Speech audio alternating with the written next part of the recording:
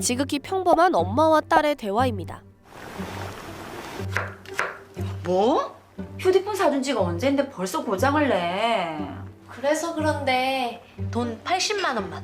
무슨 수리비가 그렇게 비싸? 그 정도는 하지. 아무튼 돈 보내줘. 다녀왔습니다. 엄마, 오늘 저녁 뭐야?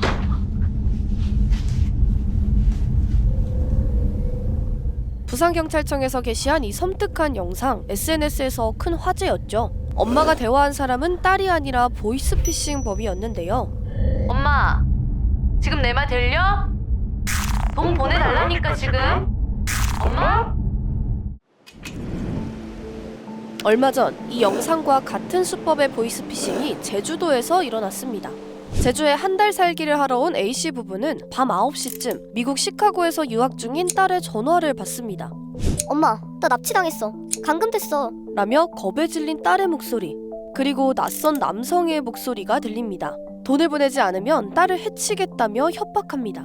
당시 현장에서 통화 내용을 함께 듣고 있던 아버지는 곧바로 경찰에 신고를 했죠. 딸 명의의 보이스톡으로 전화가 와서 납치되었다면서 1,000만 원 이상을 요구한 사례인데, 딸 명의로 보이스톡이 오다 보니까 어머니 입장에서는 딸로 믿을 수밖에 없었던. 현장으로 출동하던 경찰은 갑자기 신고한 아버지의 전화기가 꺼지자 보이스피싱 수법임을 직감했다고 합니다. 최근 이제 유행하는 피싱 범죄의 수법이 신고자가 신고를 하지 못하도록 전화기를 계속 끄지 못하게 한다거나, 아니면 주변에 있는 사람들의 전화기를 끄게 하는 수법으로 해서 신고를 못하도록 하고 있습니다.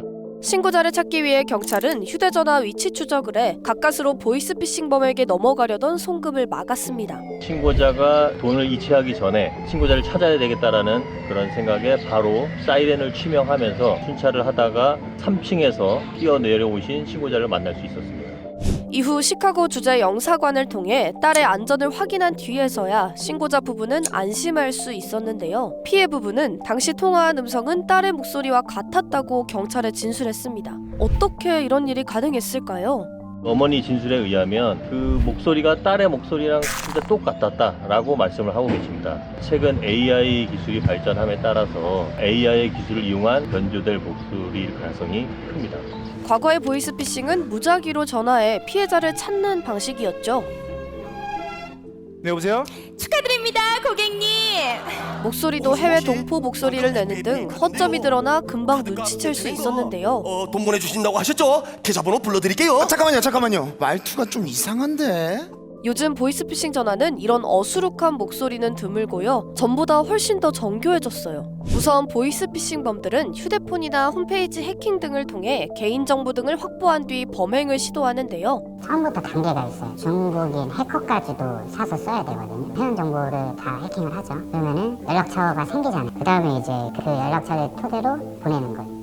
확보한 개인정보로 상대의 약점을 파악하는가 하면 휴대폰에 저장된 통화 녹음이나 SNS 등에 올린 영상 속 목소리로 새로운 대화 음성을 만들어냅니다. 이때 AI를 이용하는데 실제와 구별하기 힘들 정도입니다. 더 큰 문제는 이런 음성 조작을 넘어 영상 통화로도 확대될 수 있다는 점입니다. 딥페이크, 즉 인공지능 기술을 이용해 진위 여부를 구별하기 어려운 가짜 이미지나 영상물이 보이스피싱 범죄에 이용될 가능성 높아진 건데요. 실제 딥페이크 방식의 피싱 범죄에 유명인들은 큰 피해를 보고 있는 것으로 나타났는데요. 자기 개발로 유명한 김미경 강사는 본인을 포함한 유명인들이 불법 광고와 피싱에 이용되고 있다며 그동안 쌓은 전문성과 명예가 실추됐다고 피해를 호소했어요. 유명인 사칭 온라인 피싱 범죄 해결을 강력히 촉구합니다. 피해자들의 피해 합계가 1조 원을 넘어설 거라는 사건 담당 변호인의 의견도 있습니다. 지금은 유명인의 영상이나 강연 등으로 조작된 영상을 만들어내고 있지만 앞으로 일반인도 예외일 순 없는 상황입니다. 이미 중국 등 해외에서는 딥페이크 영상에 속아 수억 원을 송금하는 피해가 발생했거든요. 가족이라든지 지인들의 전화번호, 심지어 그들의 목소리까지 활용하고, 더 나아가서는 SNS에서 가져온 사진을 가지고 영상까지 만들 수 있는 기술이 개발되어 있습니다. 이런 것들을 악용하는 범죄 조직들로 인해서 보이스피싱이 갈수록 더 심각화되고, 개인이 이걸 방어하고 예방하기는 점점 더 어려운 시대가 되지 않았나요? 끊임없이 진화하는 보이스피싱 범죄. 당하지 않으려면 금전 요구 전화를 받을 경우 무조건 의심해야 하고요. 꼭 다른 휴대전화로 확인 전화를 해보세요. 가족이나 지인이 위험 상황이라며 도움을 요청할 경우엔 무조건 경찰에 신고해야 합니다. 특히 이메일이나 문자로 받은 URL 링크는 절대로 열지 않아야 합니다. 보이스피싱범은 주범의 검거가 어려운 만큼 예방교육이 중요한데요. 예방교육과 더불어 보이스피싱 피해자들을 위한 긴급 생활비, 법률 및 심리상담이 필요하시면 본문의 더보기를 눌러 보이스피싱 제로 사업을 살펴보시면 좋을 것 같습니다.